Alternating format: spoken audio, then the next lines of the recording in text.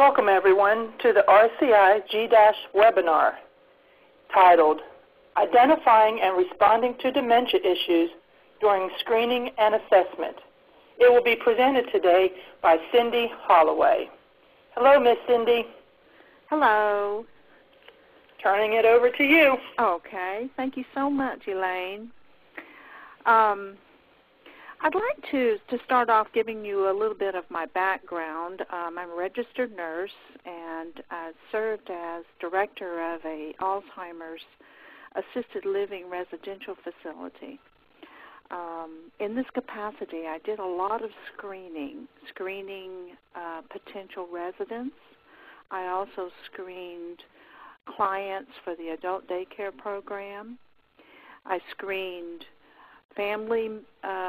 I helped screen those that were living in the community for families that were concerned about whether they were giving them the right care or where they were at in the staging of the disease, and assisted them with problem solving. And so it was. I've had a lot of experience with this screening, and that's the only reason I share this background with you. We're going to move on to the next slide. There we go. Let's look at the importance of assessment and early diagnosis.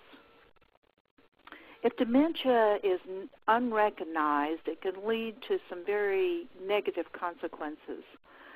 The first one being reversibility.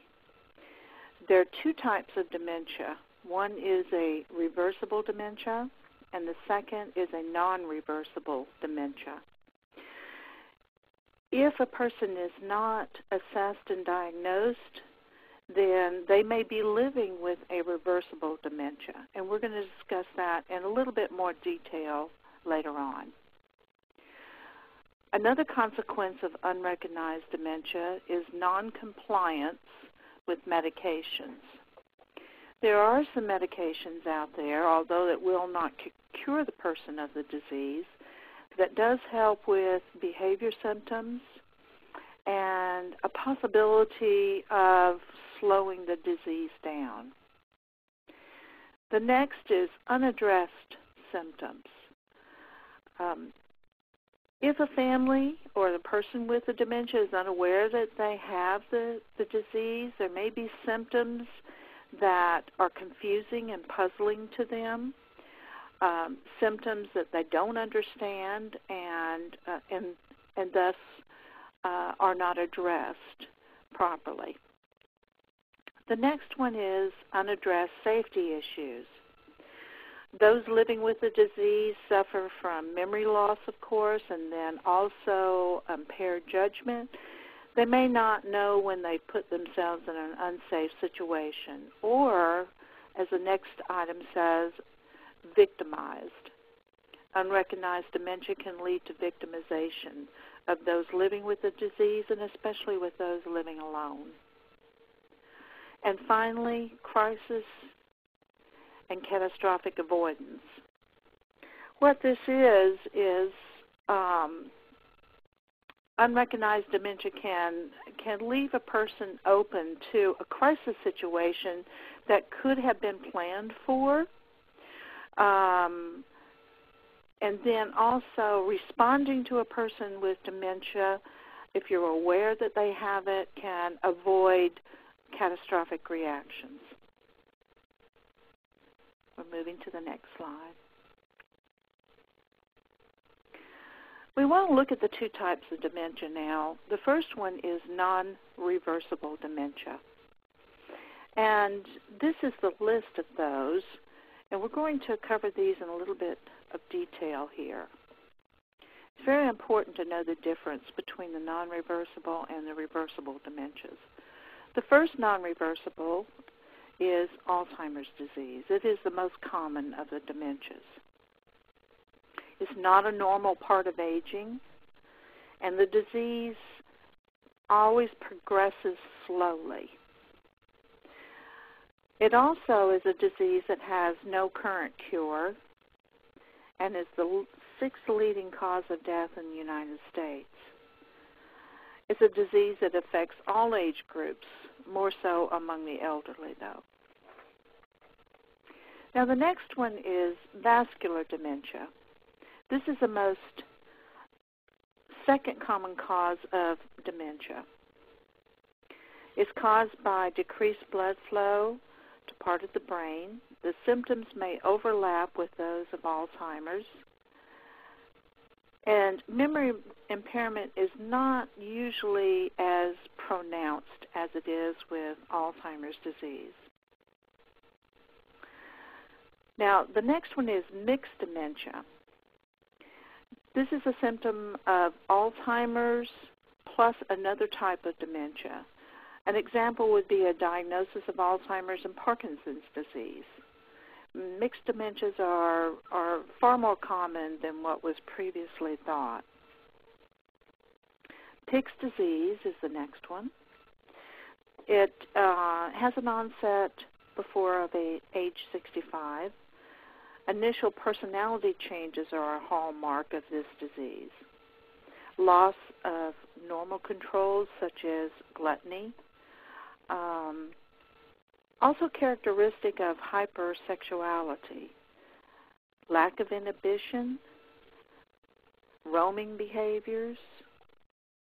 And like Alzheimer's, the cognition problems are confusion, memory loss, and a reduced attention span. We're going to look at Lewy body next. Lewy body disease is the second most common type of progressive dementia. I don't want to confuse you here, so let me explain that vascular dementia, as I said, is the second most common type of dementia. But vascular dementia is more of a static dementia, meaning that once you've had that catastrophic event in the brain that has caused the stroke or the decreased blood flow to part of the brain, then at times it will actually improve. But it usually is static in that it doesn't progress. Lewy body is a progressive dementia like Alzheimer's. Persons with Lewy body usually suffer from more visual hallucinations or delusions, more significant fluctuations in alertness and attention span, slowed movement, rigid muscles, tremors, or a shuffling walk are characteristic of this disease. They suffer from more sleep disorders and physically acting out dreams. It's like dementia in that it also suffer from confusion, memory loss, and, again, the reduced attention span. Parkinson's disease. About 1/3 of all persons diagnosed with Parkinson's disease will develop a dementia. And it's characterized by impairment that ranges from mild to severe memory loss, depression and or anxiety, sleep difficulties, loss of the sense of smell, speech and swallowing problems. And elderly Parkinson's patients are at a higher risk for memory loss than those without the disease. The next we're going to look at is traumatic brain injury. Damage to the brain caused by a blow to the head. Symptoms depend on what area of the brain is injured, and persons that have had this trauma have increased risk of developing Alzheimer's later in life. Huntington's disease is something we don't hear of very often, but it is also something that produces dementia. It's a genetic disorder. Adult onset is mid-30s or 40s. Characteristic is antisocial behavior, hallucinations, wild jerking movements, facial grimaces, and memory and judgment loss. And then lastly here we have the Creutzfeldt-Jakob disease. This is a rapidly developing delirium or dementia. They suffer from muscle twitching and stiffness, jerks and seizures, strong startle response, and changes in gait and balance, hallucination, personality changes are all characteristic of the disease as well. I've also put mild cognitive impairment in here. This is a term that's used for people who are suffering from just memory deficit only, and it may or may not develop into Alzheimer's. Now we're going to look at the reversible dementias. These are treatable medical conditions that have the Alzheimer's disease or related dementia symptoms, but are, for the most part, reversible. The first one is depression. We're going to look at depression a little bit more in depth later on in this presentation, but depression can mimic Alzheimer's-type symptoms. The second one is infections or urinary tract infections. I put this practically at the top of the list here because the elderly who have a compromised immune system because of their age or other chronic illnesses, when they get an infection, and especially urinary tract infection, it can cause them to become rapidly confused and acutely confused. If someone is suffering from Alzheimer's, and rather than a slow progression of the disease, they suddenly take a downturn and become more acutely confused, then the first thing that I suspect is a urinary tract infection. And this is something for caregivers to bear in mind. It's not unusual for a physician to put someone with a compromised immune system or Alzheimer's or other dementias on a low dose of antibiotics, a continuous low dose, in order to prevent these things from happening. The next one is electrolyte balances. This can cause an increased confusion and is reversible if they are taken care of. Blood sugar imbalances can cause confusion. As you know, if the blood sugar becomes very low, it is extremely dangerous to the individual. And again, this is reversible. Adverse drug reactions is the next on our list. Adverse drug reactions is very common with the elderly because they're usually taking 10, 12, 15 medications. They see more than one doctor. Oftentimes medications are not communicated between the doctors, and so they end up on medications that are not compatible with one another. B12 deficiencies. This may be caused from an alcohol syndrome. I've seen this happen in the past. In fact, I had a lady that was admitted to the facility that had all the symptoms of Alzheimer's, and as it turned out, she had a severe B12 deficiency. So once that was taken care of, she was able to go back to a more normal life. But a B12 check should be part of a good physical assessment when you're diagnosing for dementia. Thyroid problems can also lead to increased problems in processing thoughts and increased confusion. Constipation and impaction. This is something that can actually be very deadly to the elderly. It causes them to become quite confused. There's a buildup of toxins in the system, and it should be investigated by a caregiver if they suspect this and get immediate attention. Brain tumors, and of course the last one is head trauma. Not all head trauma is going to lead to a permanent dementia. There are some that are temporary and can be reversed. Let's look at the next slide. I want to dwell a little bit on these common dementia symptoms. As an interviewer, you'll be assessing clients with whatever tool you're using. These are the type of symptoms that you will see as you're processing that. So let's look at memory loss.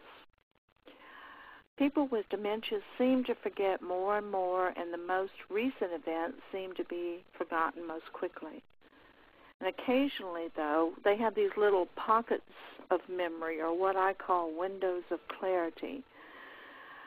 And they're still present, and these are usually triggered by familiar faces, smells, touches, songs, or a ritual. I want to give you an example that I experienced, one of many in the Alzheimer's facility. I have a lovely woman that suffered from speech aphasia, and she wasn't able to make her needs known. We had to respond to her by reading her body language and her expressions.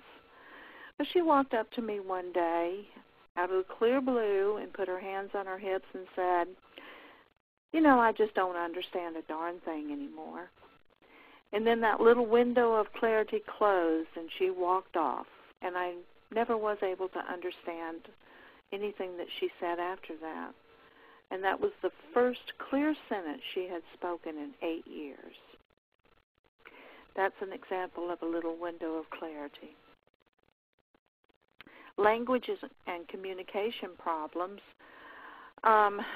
People with dementia are often unable to understand instructions or to follow the logic of moderately complex sentences. They may not understand their own sentences and have difficulty forming thoughts into words. Occasionally, everybody has trouble finding the right word, but a person with dementia often forgets simple words or substitutes unusual words, which makes speech or writing hard to understand. As I said in my previous example of the lady with the little window of clarity, it was very important that we as caregivers learn to read her body language and the expressions on her face and to generalize in our responses. If we didn't, then it would set off agitation and aggression in her. So this was the consequence of a problem with her communication and language.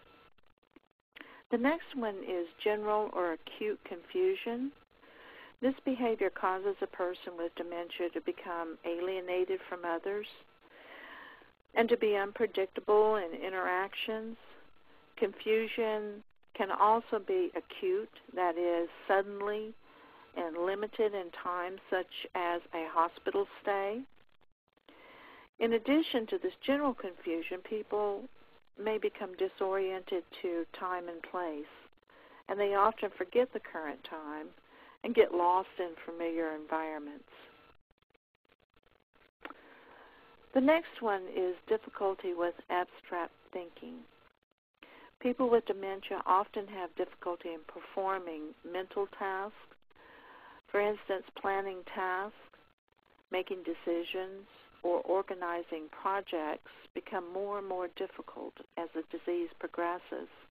They also lose the ability to make simple monetary transactions such as paying bills. The next is lack or lapse in judgment.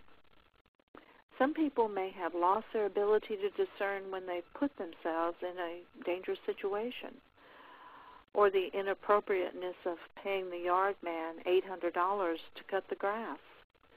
Thus, they are targets for victimization.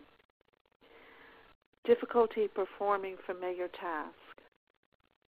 Often find it hard to complete everyday tasks that are so familiar that we usually don't even have to think about them before we do them. In particular, carrying out activities in a proper sequence, such as not knowing in what order to put on your clothes. Misplacing objects. Anyone can temporarily misplace their wallet or keys.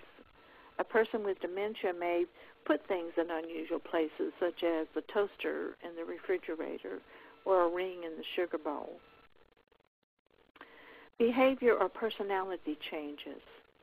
A person with dementia may seem different from their usual self in ways that is difficult to identify or explain. They may become suspicious, irritable, depressed, apathetic, anxious, or agitated, especially in situations where memory problems are causing difficulty. Sudden mood swings. They often become extremely moody, switching between emotions within a matter of seconds for no apparent reason. On the flip side, they may show less emotion than what they used to. Loss of initiative or apathy is the last on our list. They may become very passive, sitting in front of the television for hours, or appear to have lost interest in hobbies or their surroundings in general. And this is a hallmark of Alzheimer's. While these are some common symptoms of dementia, it's important to remember that everyone is unique. Some people may show all these symptoms while others may show just a few. And again, I'm going to give you an example from my Alzheimer's facility days. I had a gentleman that was a residential client. He had been placed by his family because he had no children, and his two remaining sisters lived many states away. Now, he had a wonderful memory. He was able to remember my name from day to day. He remembered to ask about my mother when her health was poor. He remembered to ask about my son, who I mentioned just occasionally. But the reason why he was there was because he had such a poor lack of judgment. It was so severe that he had given away all of his income. He didn't have any type of way of knowing what was appropriate and inappropriate, such as I said, paying the yard man $800 to cut his grass. In addition to that, he had some severe problems with balance and gait. So those two symptoms right there were the ones that were presenting with his Alzheimer's, although he had no memory problem, and that's rather uncommon, but I just wanted to give you that as an example. Now we're just going to briefly touch on these behavior symptoms.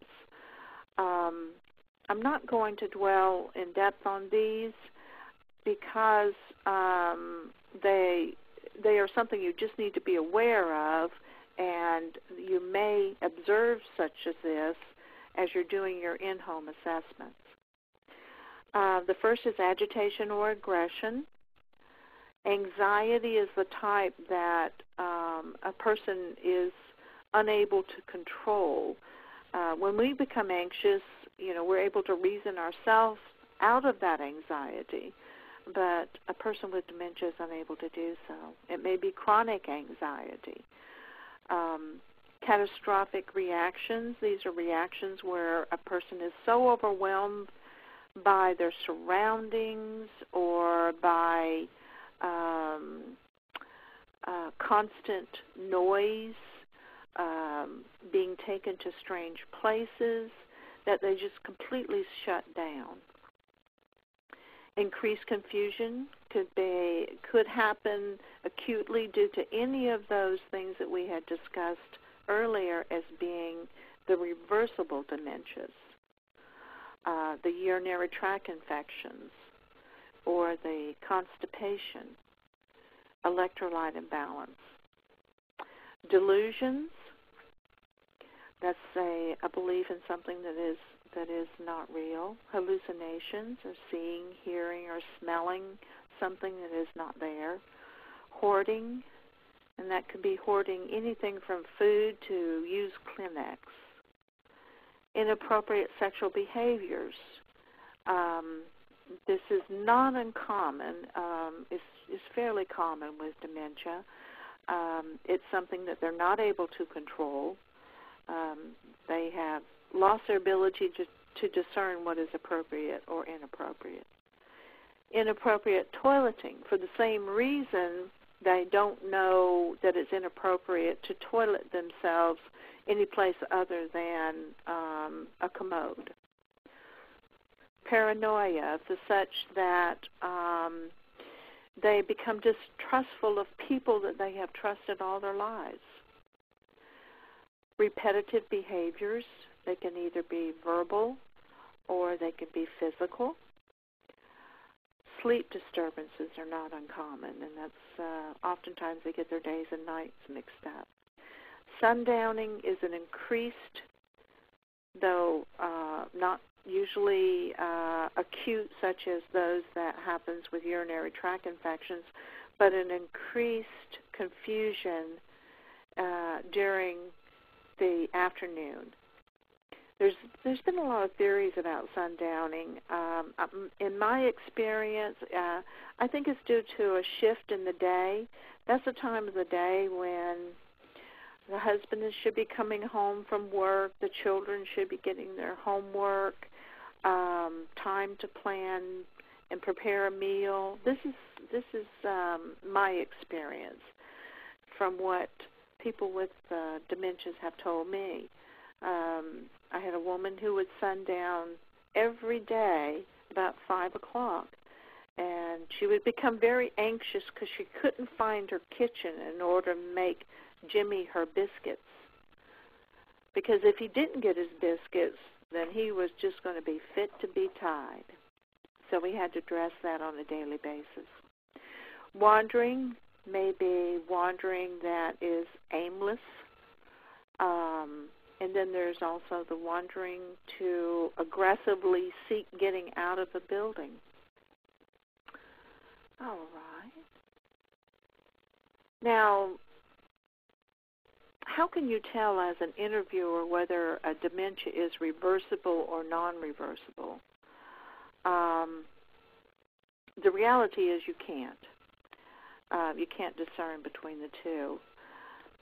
You know, you can detect the symptoms of or behavior that may lead you to suspect that a person has a cognitive deficit, but it would take a thorough evaluation by a physician to come to a diagnosis. And this is how he would do that. He would get a medical history from the patient, the relative, or friend. This would also include social and work history as well. Then a physician or a neurologist would do cognitive testing, and we're going to look at some of those tests a little bit later. Neuropsychological testing can help in determining what kind of dementia it is. A CAT scan, MRI, or a PET scan may be performed. EEG, thyroid function test, vitamin B12 and folic acid levels, chest x-ray, blood work and urinalysis.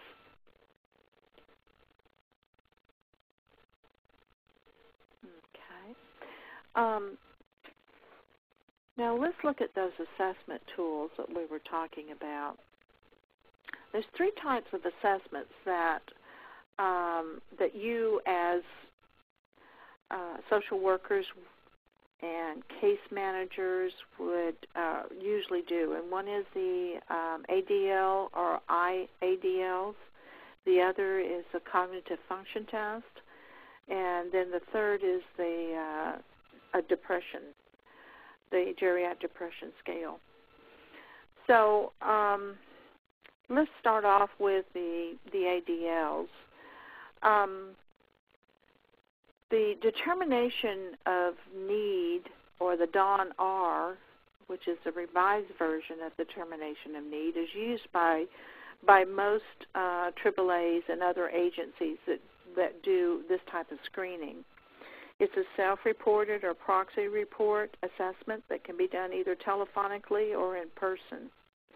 And the DON-R defines a person's functional or basic and instrumental activities of daily living, and the necessary assistance to compensate for any unmet needs or impairments.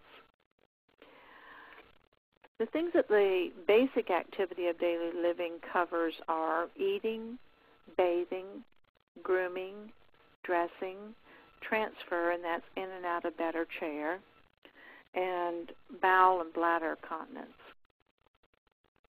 The instrumental activities of daily living assessment include money management, telephone usage,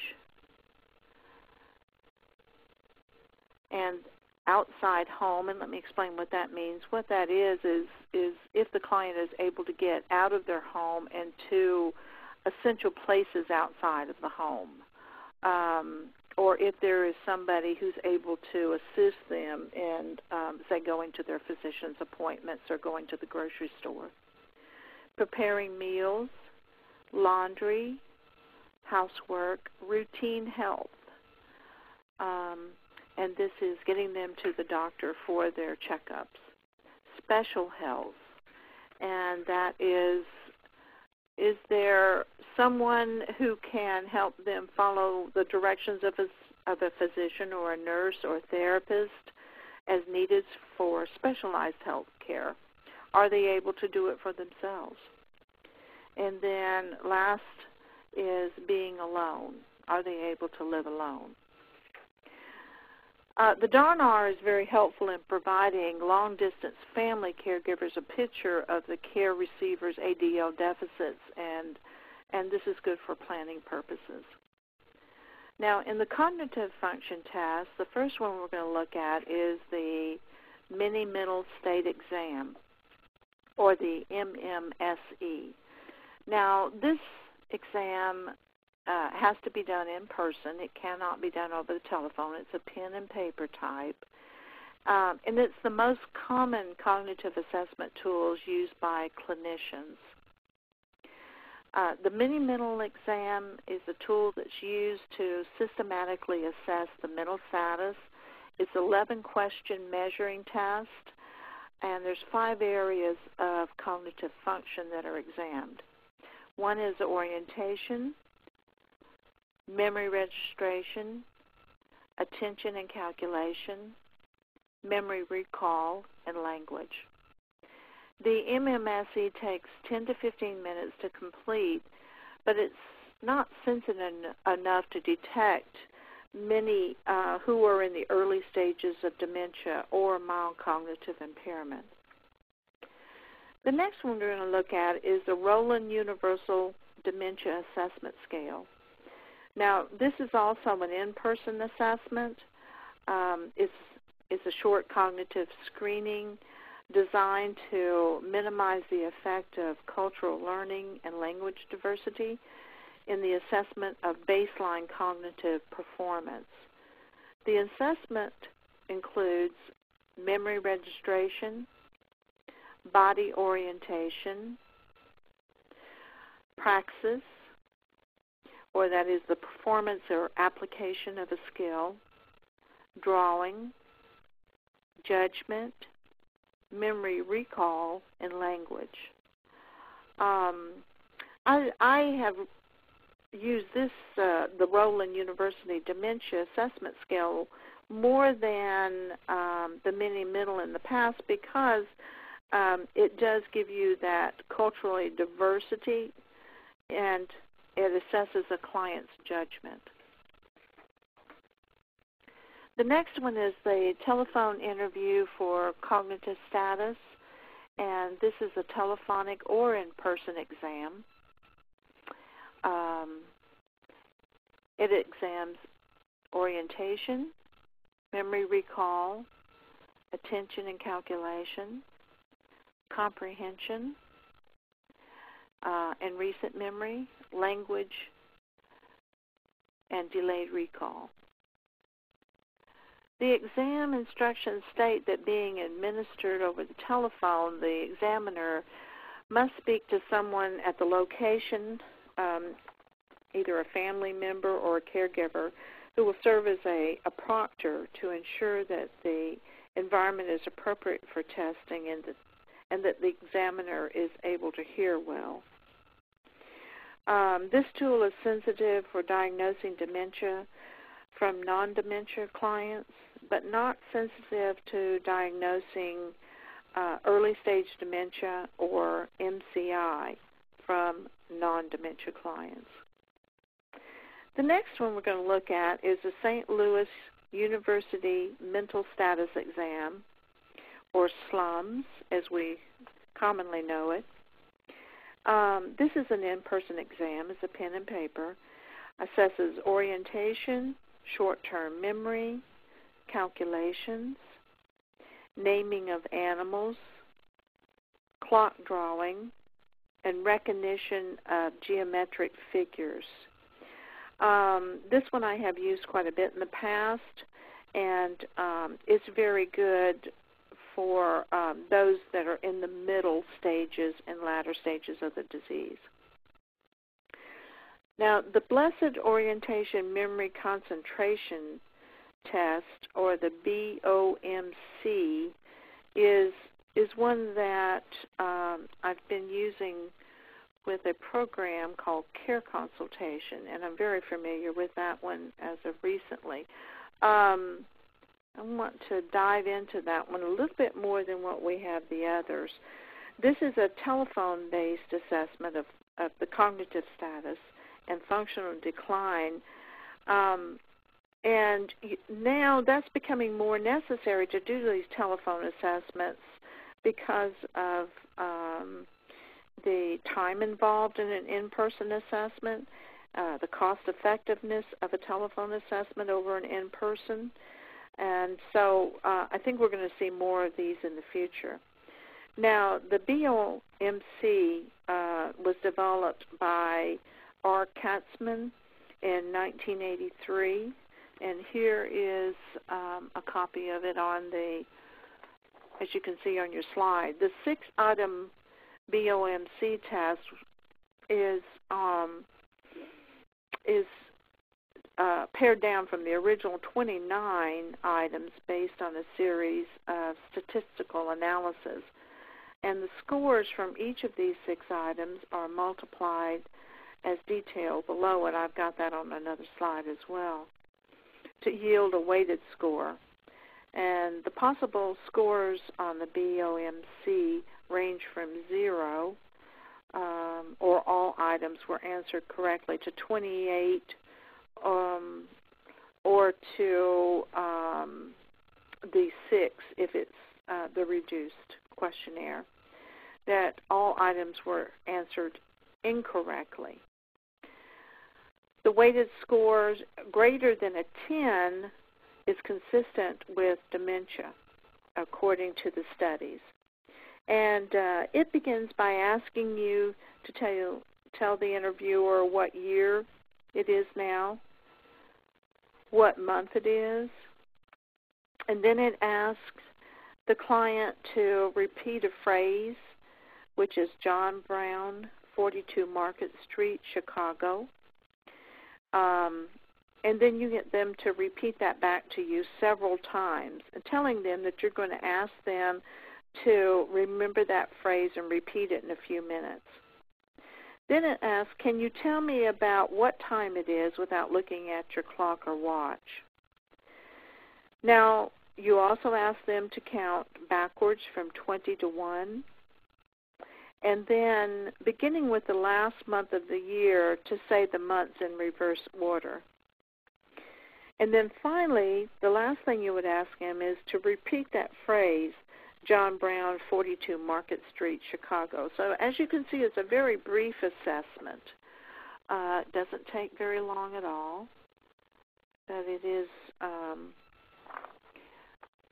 is one that is very good. The scoring on this, as I said, a 0 to an 8 is normal or minimal impairment. 9 to 19 is minimal to moderate impairment, and 20 to 28 is severe.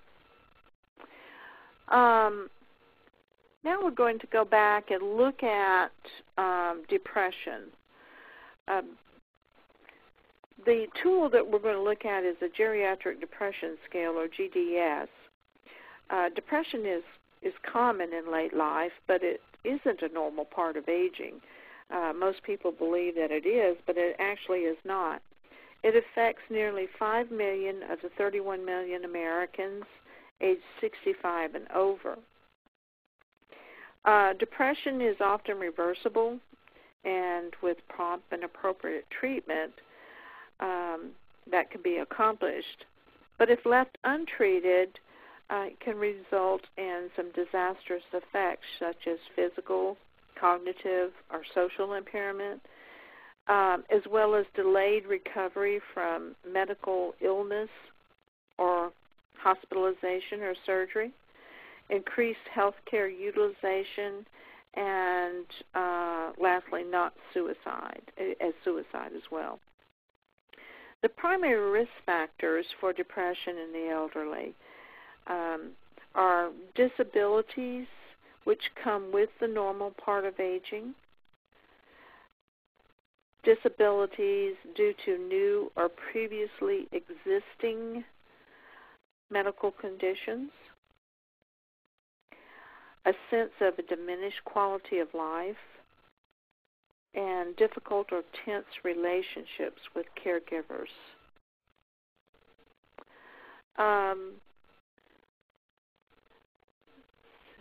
I think that I needed to move ahead to this slide.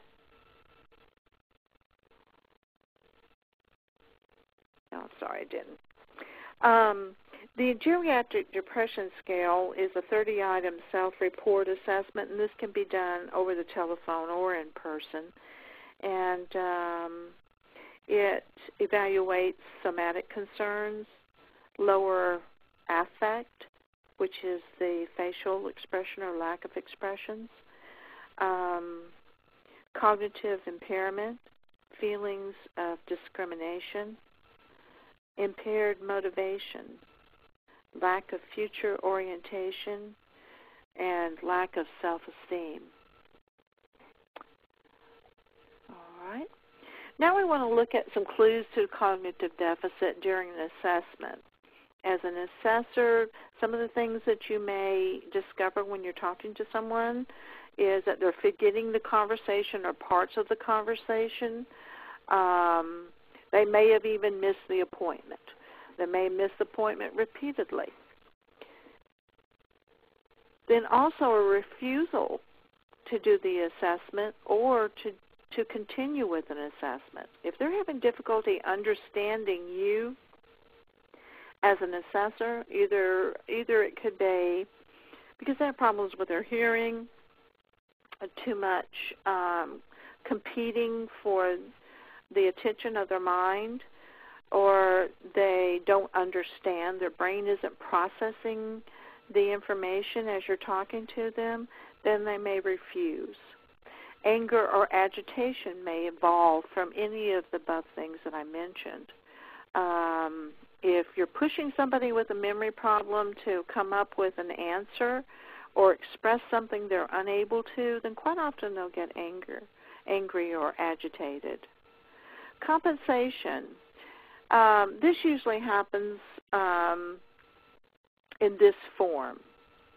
If you're asking someone a direct question, such as, how many children do you have? Rather than telling you that they have 3 children, they may say, oh my goodness, I've had so many children, I can't even remember them all. And that's because they can't remember them. Or they may ask their family member or their caregiver to answer the question for them. Repetitiveness, asking the same thing over and over again, not able to comprehend, so they may ask, well, now, who are you and what organization are you with? Now, why did you call me? Would you please tell me that again? I don't understand. Oh, that type of thing. Paranoia. This could happen at the beginning of the interview or can happen any time during the process of the interview. And it may become acute during the process, rambling, being unable to keep them on track and on subject, and then again the language deficits that we had covered earlier. Some of the barriers to getting a good assessment is, self-reporting. There are those that have more severe memory problem than others with any of these forms of dementia, and so self-reporting is oftentimes unreliable. If they have no proxy, someone to verify whether the information they're giving you is correct. Anagnosia, and this is a memory deficit that is so deep-seated that they're not aware that they have a memory loss. Those little windows of clarity, it may not be just a few seconds or a few minutes that they are able to pull the information out. I've seen it happen oftentimes, especially with telephone conversations with family members or friends, that someone with Alzheimer's will be able to have a long span of clarity. And then after they hang up the phone, then they are just completely wiped out because their brain is having to work so terribly hard at that conversation. They want to be so normal. They don't want to worry their family members. Well, there's actually days of clarity. There are some days when someone with dementia may be doing quite well, and the next day they're not. And these fluctuations in their abilities is normal for the disease. Family denial. If the family is in denial about the fact that mom or dad has a problem, then this certainly would be a barrier to a good assessment. Fear of diagnosis. Don't want to be assessed because I don't want to know if it is, which leads to the next, which is hopelessness. Why should I bother being assessed to determine if I have Alzheimer's if there's no cure? Well, there's a lot of reasons that we discussed in our very first slide as to why it's important to get an early and thorough assessment. Shame and embarrassment. I've seen this happen with a family member of mine. They were so embarrassed about this that they would never put themselves in a situation where their memory would be questioned. Physical barriers, hearing, speech, vision can be a barrier to getting a good assessment on any of the tools that we discussed.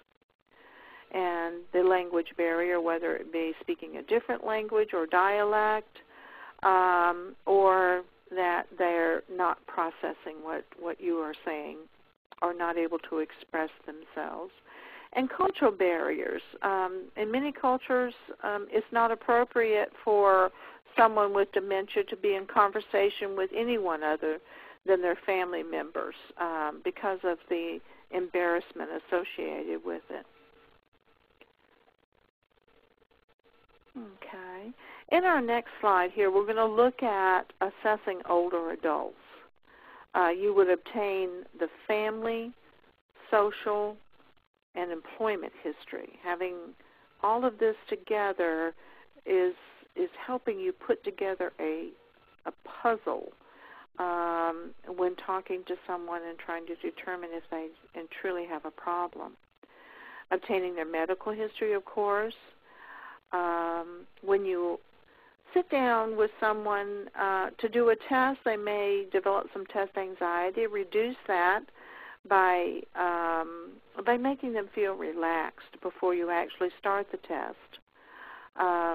Ways that I would do this is I would say that there is no pass or fail to this. It's not that type of test. We're going to have some fun with it.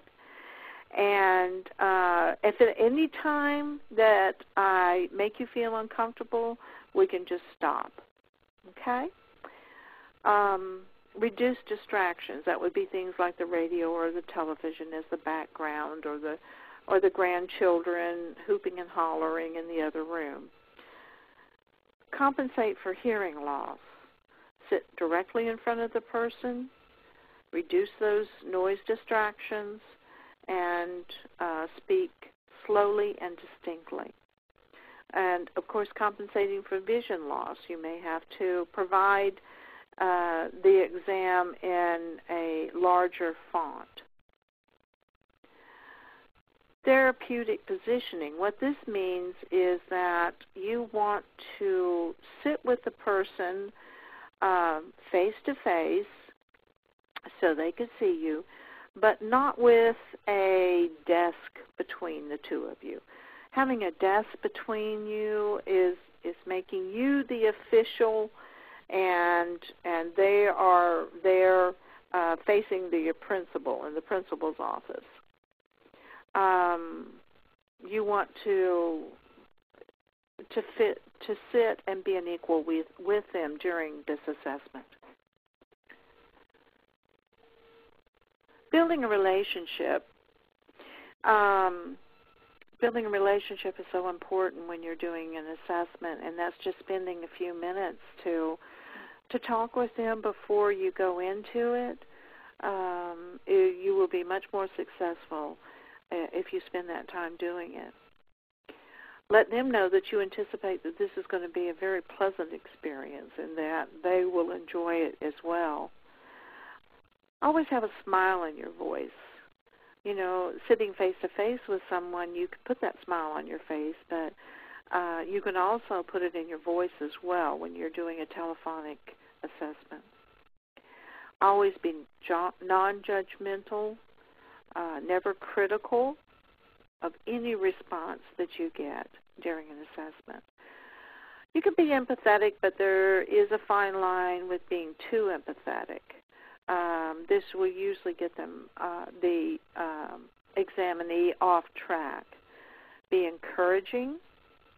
I would do this by telling them you're doing great. Remember, this isn't no pass or fail. We only have a few more questions to ask. That type of encouraging. Being unbiased. Don't ever let your facial expression, your body language, or even a nod or a little comment such as, yes, I agree with you on that. That can alter the results, and so you would not want to do that. And be neutral, and that's neutral also in your presentation. Wear clothes that would be appropriate for that age group. It can be very distracting for an older person to be sitting across from someone that they feel are scantily dressed or inappropriately dressed for the situation. So it's always very important to be appropriately dressed when doing an in-person interview. And then the next thing is testing rules. Don't reword questions. Now, in dealing with people with Alzheimer's, then that is something that you may have to do occasionally because of that problem with being able to understand what you're saying or not understanding what a certain word means. But do it as little as possible. Don't suggest answers. Don't finish sentences. If they're unable to finish a sentence, then ask them the same question again and see if they can respond in a complete sentence. Don't skip questions, and then don't change the order of the questions. I was asked to touch on this subject as well. What should families do once they get a diagnosis?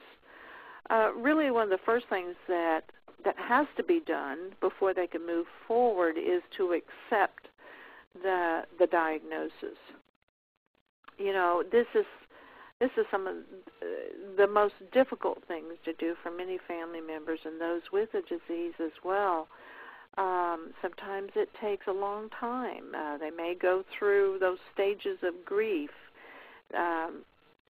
as written up by Kubler-Ross, or it may be something that once they get over the initial shock, then they just say, okay, this is what it is, now what do we do next? But each family member is going to vary in the time frame that it takes for them to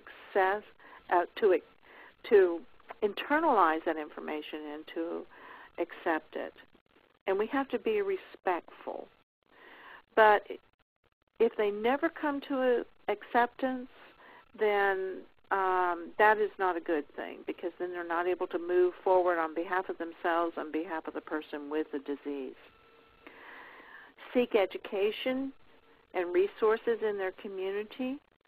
The Area Agency on Aging has developed wonderful programs and is using evidence-based programs in various agencies across the state of Georgia, excuse me, that have proven to be beneficial in helping families educate themselves on the disease, as well as finding resources.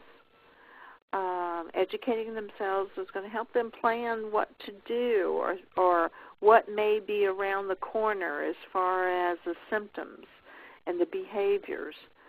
Having a plan A, what happens if Mrs. Jones has to go in the hospital? Then where is Mr. Jones going to stay? Then the next thing is to be alert.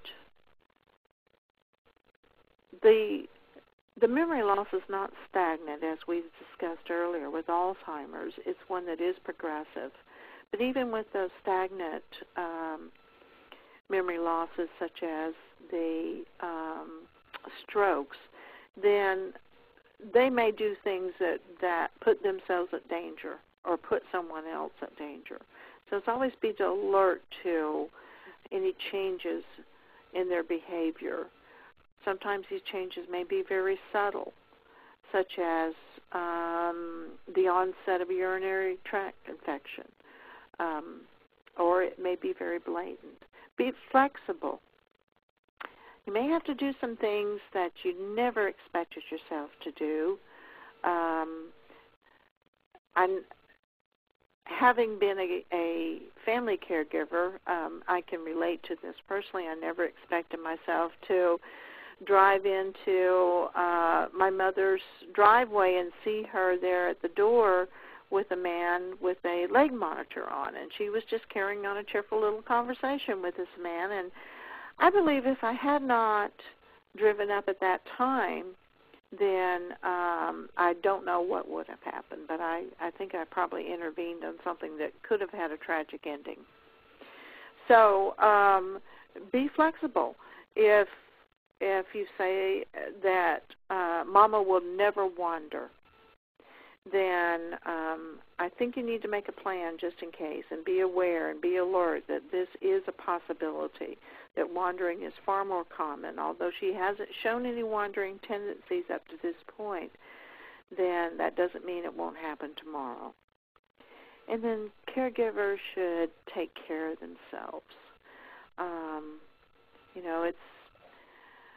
I know you've probably heard this before, but it's very important to put your oxygen mask on first if you lose cabin pressure in the plane, because if you don't, you're not able to help anybody else. Taking care of yourself is finding resources in your community that will give you breaks from your caregiving role, respite or adult daycare programs, finding those in your church community who can help with tasks such as watching your husband while you go and take a break or even go to the grocery store. These things. Taking 30 minutes of quiet time while your husband's napping. Very important in order to endure, because this is quite a long race in dealing with this disease.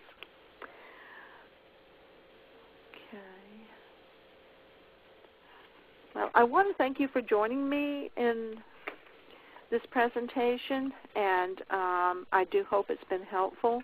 If you have any questions concerning this, I can be reached through the Rosalind Carter Institute, and my phone number, contact, email address is on the first slide. Thank you so much. Well, thank you, Miss Cindy. We do appreciate it, you pulling all this information together for us. And I know I speak for myself, but I really appreciate all the real-life experiences that you shared with us. So, again, thank you very much. Thank you, Elaine. Okay, and this concludes our presentation. Thank you. Please stand by.